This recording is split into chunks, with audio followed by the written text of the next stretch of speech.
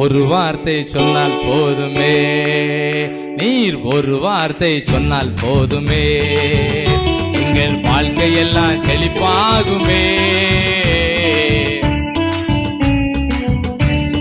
மாறாவின் தண்ணீரெல்லாம் மதுரமாக மாறி போகும்,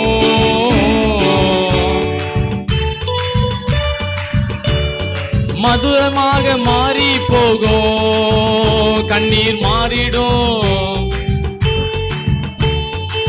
ஆமென், ஆமென். ஒரு வார்த்தை சொன்னால் போதுமே, நீர் ஒரு வார்த்தை சொன்னால் போதுமே. பாட்டை முடிக்க முடியுதா? அப்படிதான் இருக்கணும், அதான் அபிஷேகம். ஆமென். பாட்டை முடிக்க முடியாத அளவுக்கு நம்ம எல்லாரையும் அபிஷேகத்தை நிரப்பியிருக்காரு. இங்க வந்திருக்க யாரும் எனக்கு அபிஷேகம் இல்லைன்னு நினைச்சிடாங்க. நம்ம எல்லாருக்குள்ள என்ன இருக்கு? சத்தம் போட்டால் தான் அபிஷேகம் அப்படின்னு நினைச்சிடாங்க. அமைதியா இருக்கிறது என்னதுதான்? அபிஷேகம் தான். அதனால எப்பவும் அமைதியாகவும் பேரக்கூடாது. ஜெப நேரத்தில் நம்ம சோள பொரியா இருக்கணும். கொஞ்சம் கொஞ்சம் புழுங்கணும். புழுங்குதா? துண்டை லேசா கரகாந்து யாரையும் நாக்கெல்லாம் ட்ரையா இருக்கணும். அப்படி யாருக்க இது இருக்கா? அப்படி வரணும்.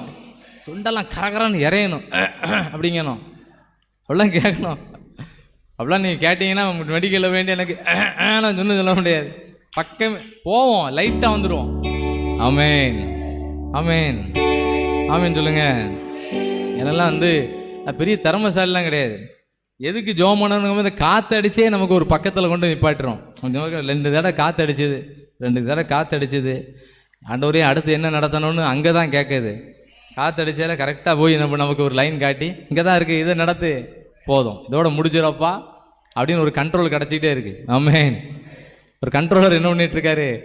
பிரேக் நல்லா பவர் பிரேக்காக வச்சுருக்காரு. கரெக்டாக ஒரு பக்கத்தில் வந்து நின்று இதை நடத்து, போதும் அப்படின்னு நிப்பாட்டிருக்காரு.